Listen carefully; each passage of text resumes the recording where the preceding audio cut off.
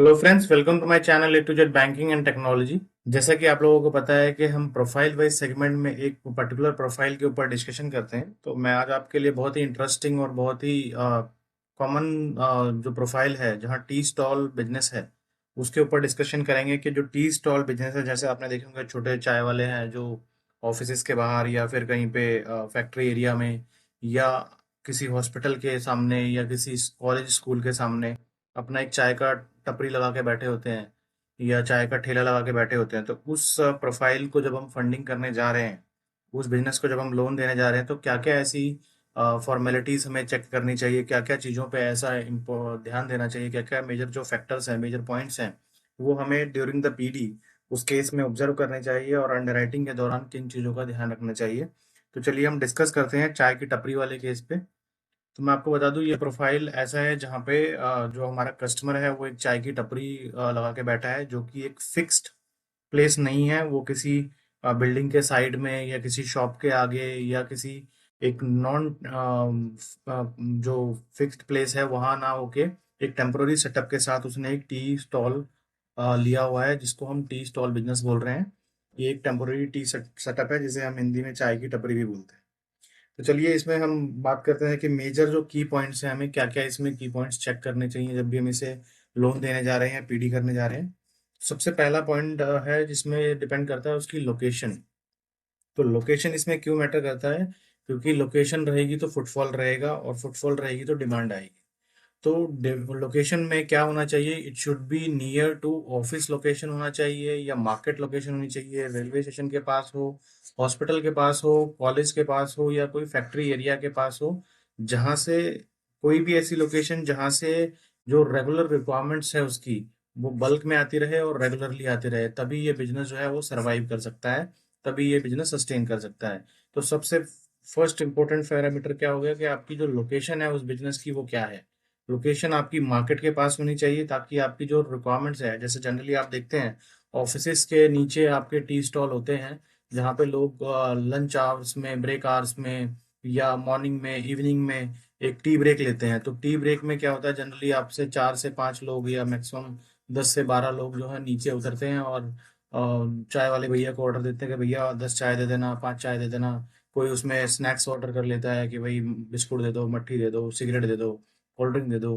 तो इस टाइप के जो सेटअप होते हैं ये बिजनेसेस, उसमें यहाँ जो मेन सेल है वो यही है, जहाँ पे उनके जो रेगुलर फिक्स क्लाइंट्स हैं, जैसे कस्टमर जो है उनके ऑफिस वाले होते हैं या रेलवे स्टेशन पे जो ट्रैवल कर रहे होते हैं वो होते हैं, या फैक्ट्री एरिया में उनका फिक्स क्लाइंटेज बना होता है जहाँ सुबह शाम चाय जा रही होती है। तो आपको ये इंश्योर करना है कि आपका जो कस्टमर है उसकी लोकेशन क्या है। अगर ऑफिस है तो कितने ऑफिस नियर बाय में है, वो कमर्शियल एरिया है, कोई ऑफिस एरिया है, या वो एक जनरल हॉस्पिटल के सामने है या किसी रेलवे स्टेशन के सामने या किसी कॉर्पोरेट ऑफिस के सामने या सरकारी दफ्तर के सामने है, जहाँ पे कस्टमर जो है रेगुलर बेसिस पे विजिट करता है। तो इसको आपको चेक करना है कि वो आपका ऑफिस लोकेशन क्या है, बिकॉज ऑफिस लोकेशन से ही आपकी जो है सेल आने के चांसेस हैं। तो चलिए एक ये पॉइंट हो गया। देन हम दूसरा मेजर पॉइंट हमारा इसमें क्या होता है कि आप उसकी विंटेज को चेक कीजिए, क्योंकि विंटेज से बेसिकली उसकी क्लाइंटेज आपको पता चलेगी कि कितना विंटेज हुआ है और कितने उसके फिक्स्ड कस्टमर्स अवेलेबल हैं। तो आपके फिक्स कस्टमर अवेलेबल होने से क्या होगा कि आपकी एक रेगुलर सेल जो है वो रेगुलर सेल जो है आपकी बनी रहेगी और उसमें इनकम फ्लो उसी हिसाब से आपको आता रहेगा। तो इसमें it is very essential that tea stall should have a vintage at least 3 to 4 years। 3 to 4 years इसलिए क्योंकि जो इनिशियली 6 मंथ्स है, 6 मंथ्स में उसे सेटअप करने में लग जाता है, लोगों को वहाँ जानने में लग जाता है, उसका टेस्ट जो है टेस्ट को वेरीफाई करने में लोगों को लग जाता है, टेस्ट समझने में, पसंद करने में लग जाता है।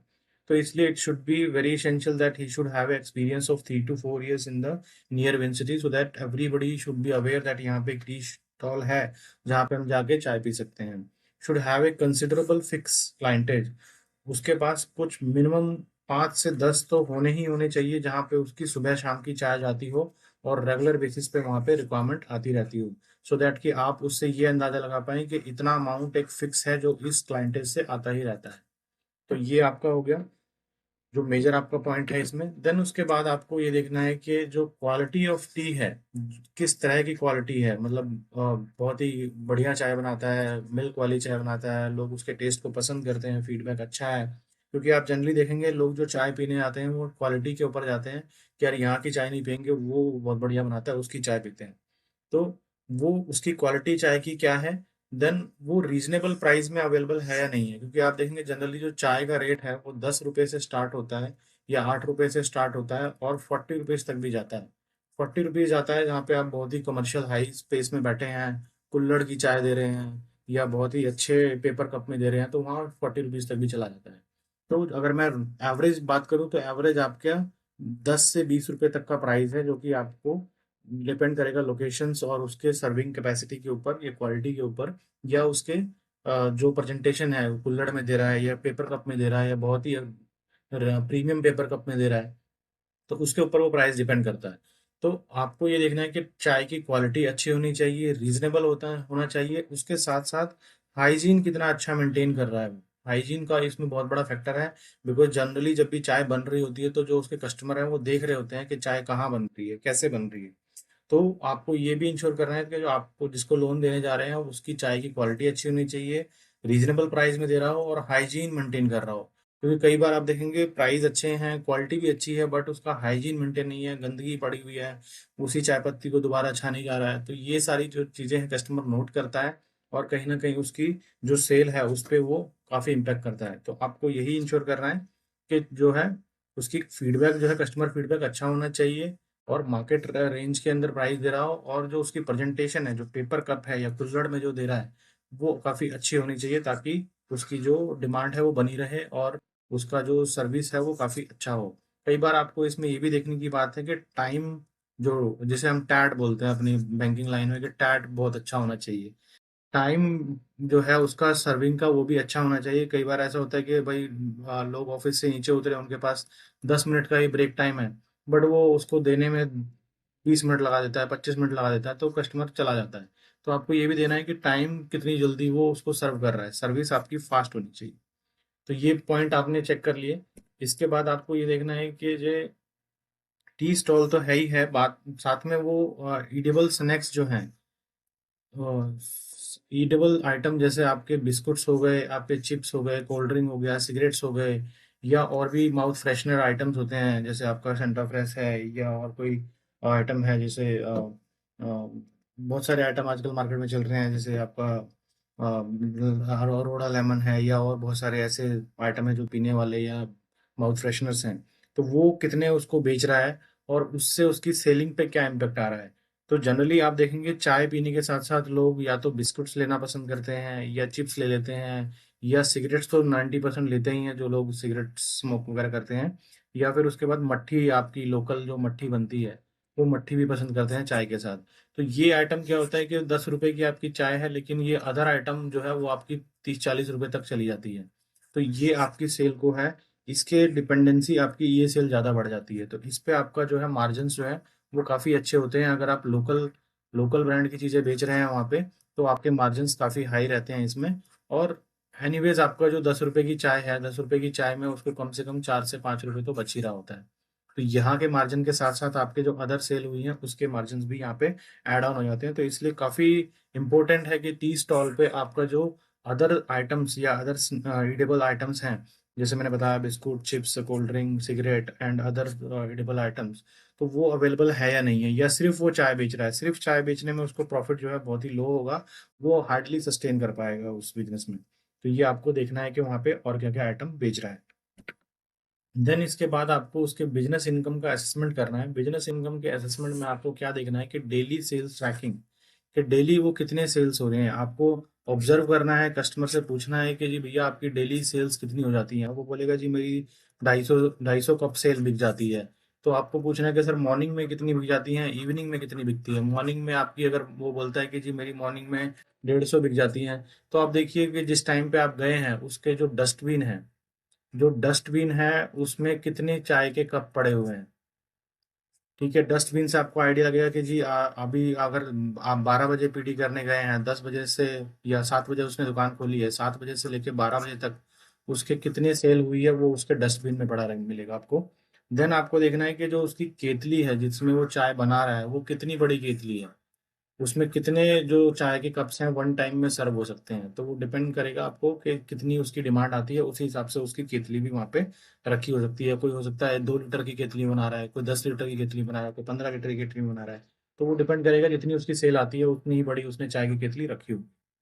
अब इसके साथ आपको उसका इन्वेंट्री कंजम्पशन, जो इन्वेंट्री टर्नओवर है, वो देखना पड़ेगा कि कितना इन्वेंट्री कंजम्पशन होता है। जैसे इसमें अगर आप चाय के बिजनेस में देखेंगे तो इन्वेंट्री क्या है, इन्वेंट्री एक है शुगर कि चीनी कितनी लगती है, दूसरा है आपका मिल्क कि मिल्क कितना यूज होता है, तीसरा आपका है चाय पत्ती। तो चाय पत्ती जो है वो काफी कम मात्रा में यूज होती है, मिल्क जो है वो काफी ज्यादा मात्रा में होता है, शुगर भी काफी इंपॉर्टेंट है इसमें। तो आपको देखना है कि कितनी क्वांटिटी उन्होंने वहां पे मेंटेन करी हुई है और कितनी फ्रीक्वेंसी में वो ऑर्डर कर रहा है। ऑर्डर कहाँ से करेगा, वो नियर बाय परचून की दुकान से ही करेगा, तो उस वो उसका एक तरह से वेंडर हो गया। आप उससे उसका फीडबैक चेक कीजिए कि जी आपका जो ये चाय वाला है कितने किलो जो है चीनी ले जाता है आपके यहाँ से, कितने किलो चाय पत्ती ले जाता है, और माचिस के डब्बे कितने ले जाता है। तो ये सब आपको चेक करने से आपको आइडिया लगेगा कि कितनी ये सेल आपकी डेली बेसिस पे कर पा रहा है और कितने टाइम से कर रहा है। तो साथ साथ आपको ये देखना है कि सीजनल वेरिएबिलिटी क्या है इसमें। सीजनल वेरिएबिलिटी से मतलब है कि आज मान लो आपका विंटर्स का टाइम है, तो विंटर्स में लोग जो है गर्म चीजें ज्यादा पीना पसंद करते हैं, तो चाय जो है फेवरेट है इसमें और सबसे डिमांडिंग प्रोडक्ट है चाय विंटर्स के टाइम पे। तो हाई सेल्स होने के इसमें बहुत ज्यादा चांसेस है, क्योंकि इसमें ना पीने वाला भी बंदा एक बार को पी लेता है। तो आपको ये देखना है कि विंटर सीजन में उसकी क्या सेल हो रही है। फॉर एग्जाम्पल अगर वो विंटर्स में आपके 50 से 60 हज़ार रुपये कमा रहा है, जो कि एक बहुत ही रीजनेबल अमाउंट है टी बिजनेस में विंटर्स के दौरान। बट अगर आपका ये जो समर्स है, समर्स में अगर चाय की जो खपत है वो कम हो जाती है, तो वो एटलीस्ट आपका 25 से 30 हज़ार रुपये तो मंथली कमाता होना चाहिए इस बिजनेस से, सो दैट के वो आपकी ईएमआई सर्व कर पाए।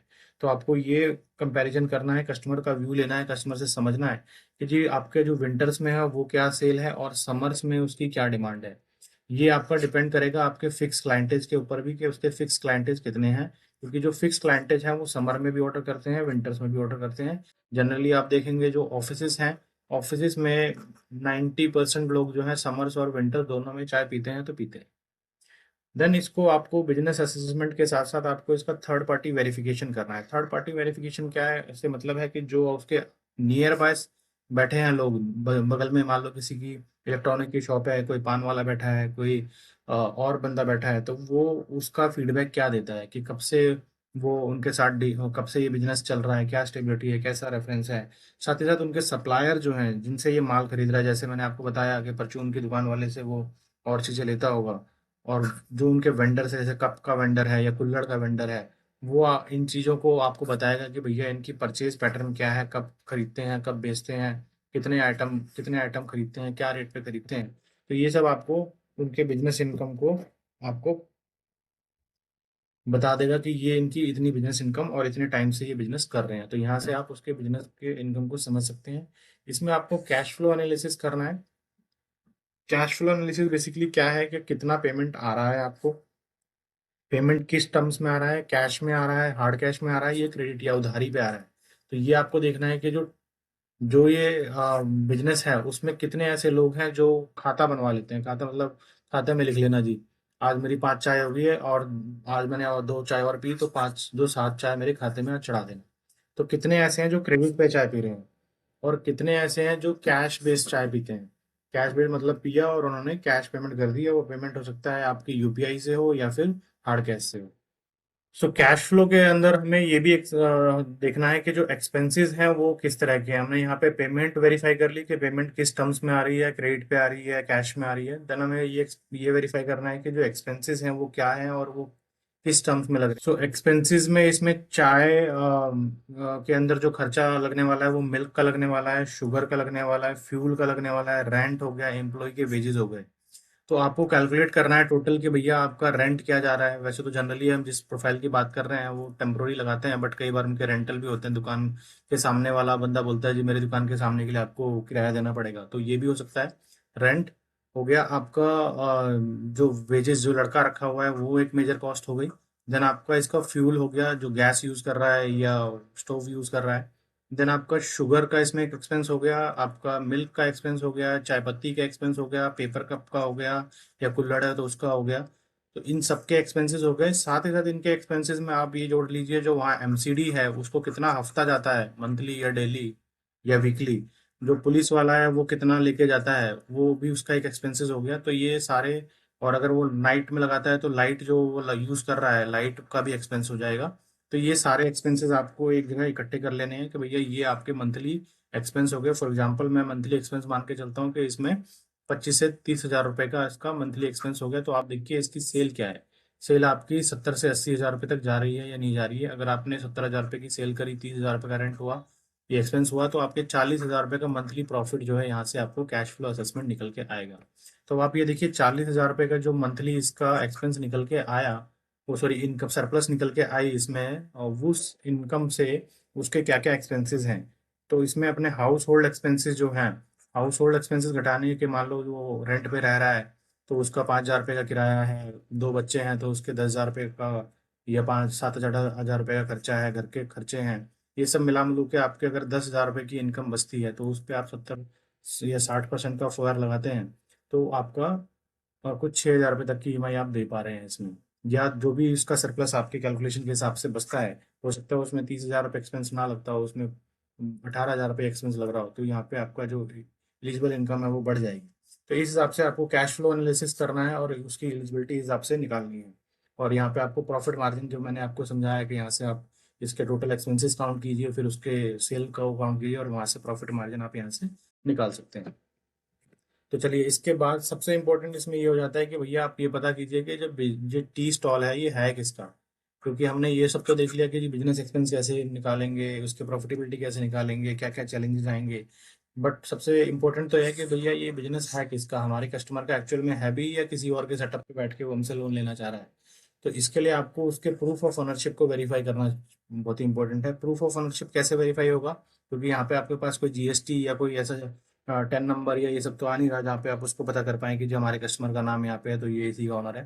तो इसमें आप देखिए कि जो है कोई ऐसा लाइसेंस अगर कोई इशू हुआ हो उस बंदे को, वहाँ पे फायर का लाइसेंस हो सकता है, या फिर एमसीडी ने कोई परमानेंट टेम्पोररी लाइसेंस दिया हो, तो वो कमर्शियल लाइसेंस आपको मिल जाता है, तो वो एक ऑनरशिप हो जाएगा।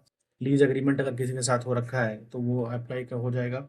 देन उसके अलावा अगर ये सब नहीं अवेलेबल है तो टी स्टेबिलिटी जो है वहाँ से आप नियर बाय रेफरेंसेस से चेक कीजिए, जो नेबर है वहाँ के नेबर से चेक कीजिए ये किसका बिजनेस है, उनको फोटो दिखा के उनके नाम को वेरीफाई कीजिए। सो उससे आपको पता चलेगा कि जी जो स्टेबिलिटी है वो इसी बंदे की है और ये बंदा वहाँ पे काम कर रहा है। इसमें स्टेबिलिटी काफ़ी इंपॉर्टेंट हो जाती है, बिकॉज 6 महीने पहले अगर किसी ने टी स्टॉल खोला है और आज की डेट में वो सेल अच्छा कर रहा है, बट स्टेबिलिटी नहीं है, तो वो उसके काफ़ी चांसेस हैं कि वो कितना कितना सस्टेन कर पाए। तो इसमें कंसिस्टेंसी बहुत इंपॉर्टेंट है। लेकिन लोकल स्टैंडिंग से मतलब वही है कि आप नेबर जो है वो उनसे वेरीफाई कीजिए कि इनका कैसा बिजनेस है और कितने टाइम से चल रहा है। लोकल अथॉरिटी को वैलिडेट कीजिए कि लोकल अथॉरिटी के हिसाब से ये लेजिटिमेट बिजनेस है या नहीं है। ठीक है, कई जगह पे ऐसा है कि आप बहुत ही पॉश एरिया में बैठे हैं, वहाँ पे इस टाइप के आप टेम्पोररी बिजनेस नहीं लगा सकते हैं, तो वो आपके लिए यहाँ पे चैलेंज हो सकता है। इसके बाद आ जाते हैं हम उसके करेक्टर्स के ऊपर, के उसका करेक्टर और बिहेवियर कैसा है, बिकॉज बहुत ही इंपॉर्टेंट हो जाता है कि आप उसके बिहेवियर और करेक्टर को समझें। क्योंकि कल को आप जब लोन दे देते हैं और उसके बाद आप आपको वापस लेने आते हैं तो उसका बिहेवियर काफ़ी मैटर करता है आपके कलेक्शन के दौरान। तो इसमें आपको ये देखना है कि reliability and reputation to top the nearby business and the customer about the ownership, reality and punctuality. तो इसमें पंक्चुअलिटी से बेसिकली ये मतलब है कि रेगुलरली वो शॉप खोल रहा है। अगर वो रेगुलरली शॉप खोल रहा है तो मतलब उसकी सेल आएगी। और अगर उसके रेपुटेशन कोई खराब है कि मतलब भाई वो पैसे लेके पैसा नहीं देता है, या जब फॉर एग्जांपल जहाँ वेंडर से माल परचेज कर रहा है उसका पेमेंट नहीं करता है, तो वो आपको एक शाइन है कि कल को आपको रिपेमेंट भी वो सही से ना करे। तो इसलिए आपको उसका कैरेक्टर और उसकी रेपुटेशन को जानना बहुत ही इंपॉर्टेंट है। डेप्थ हिस्ट्री को आपको समझना है कि डेप्थ हिस्ट्री उसकी कैसी है। उससे आप कस्टमर से पूछिए कि आपने पहले कभी बोरिंग ली थी, ये वैसे ही आपको सिबिल में भी मिल जाएगा अगर उसने कोई बैंक से लोन लिया हो। बट कई बार बैंक से ना लेके वो लोकल जो लेंडर है उनसे लोन ले लेते हैं, या किसी से बोरो कर लेते हैं। तो उस टाइप के डेप्ट हिस्ट्री क्या है, कोई कमेटी वगैरह में कोई नुकसान तो नहीं है, उस टाइप का आपको डेप्ट हिस्ट्री समझना है। और फिर ऑब्जर्वेशन में आपको ये देखना है कि थोड़ा टाइम स्पेंड जब आप करते हैं तो कस्टमर से जब इंटरेक्ट करते हैं तो उससे आप समझिए कि उसकी पंक्चुअलिटी क्या है, कमिटमेंट क्या है उस बिजनेस को रन करने के लिए। ऐसा तो नहीं है कि मजे मजे में उसने ये बिजनेस खोल लिया है या कभी मन किया तो खोला, किसी दिन मन किया तो बंद कर लिया, तो उससे क्या है, उसकी क्लाइंटेज जो है, जो फिक्स क्लाइंटेज है वो खत्म हो जाएगी, वो किसी और के पास चले जाएंगे। तो ये आपको वहाँ पे उसे करेक्टर और बिहेवियर में समझना है। अब आ जाती है बात कि प्रैक्टिकल चैलेंजेस क्या होते हैं इस बिजनेस में। प्रैक्टिकल चैलेंजेस बेसिकली क्या है कि लोकल में जो है वो लोकल पॉलिसीज क्या मैटर करती हैं वहाँ पे, कि vendor street vendor removal policy तो नहीं चल रही। कई जगह पे आप देखेंगे कि स्ट्रीट काफ़ी कवरेज की होती है लोकल वेंडर्स ने, जो हॉकर्स होते हैं या रोड साइड वेंडर्स होते हैं उन्होंने। तो गवर्नमेंट वहाँ पे या लोकल अथॉरिटी वहाँ पे ये पॉलिसी ला देती है कि स्ट्रीट वेंडर्स को हटाओ। तो उस टाइप के बिजनेसेस में के पॉलिसी में ये फॉल तो नहीं कर रहा है।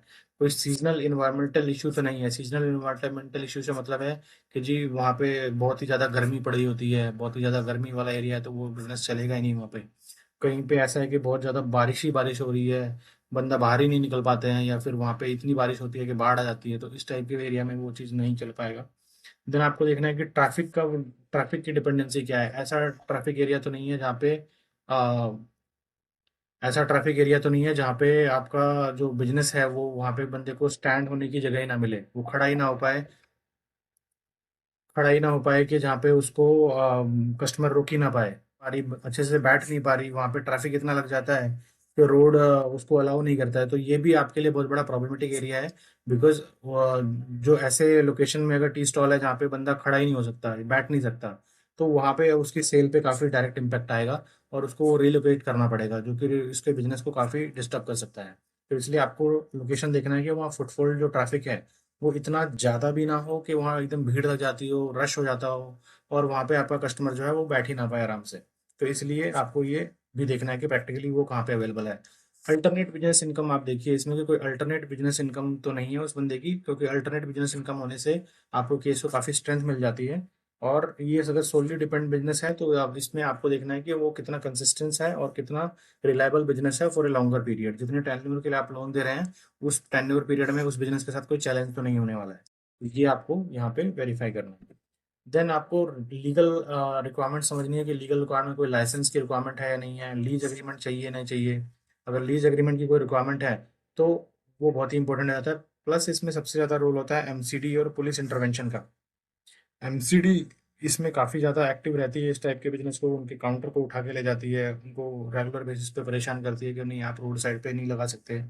तो इस टाइप की अरेंजमेंट को आपको समझना है कि कस्टमर की क्या अरेंजमेंट है लोकल एमसीडीज के साथ, लोकल पुलिस इंटरवेंशन के साथ, क्योंकि इस टाइप के बिजनेस में पुलिस और लोकल जो एमसीडी है वो काफ़ी इंटरफेरेंस करती है, और कई बार तो उनके पूरे सेटअप को ही या तो तोड़ देती है या फिर उसे उठा के ले जाती है। तो इसलिए आपको बहुत ही इंपॉर्टेंट हो जाता है इस चीज़ को समझना। तो गाइस होपफुली आपको ये पॉइंट्स अच्छे लगे हों, और अगर आपको इसमें कुछ भी ऐसा लगा हो जो आपको वैल्यू एडिशन करता हो तो इस वीडियो को एक लाइक जरूर कीजिएगा। और इस चैनल पे नए हैं तो इस चैनल को सब्सक्राइब कर लीजिएगा, बिकॉज इस टाइप की वीडियोस में रेगुलर बनाते रहता हूँ। और इसमें आपको काफ़ी सारी प्रोफाइल वाइज वीडियो देखने को मिल सकती है, और इनकम सेगमेंट से रिलेटेड भी काफ़ी वीडियोस हैं, और अंडर राइटिंग से रिलेटेड भी काफ़ी वीडियोस हैं। तो guys thank you for the day, मिलते हैं अगली वीडियो में। Till then thank you so much.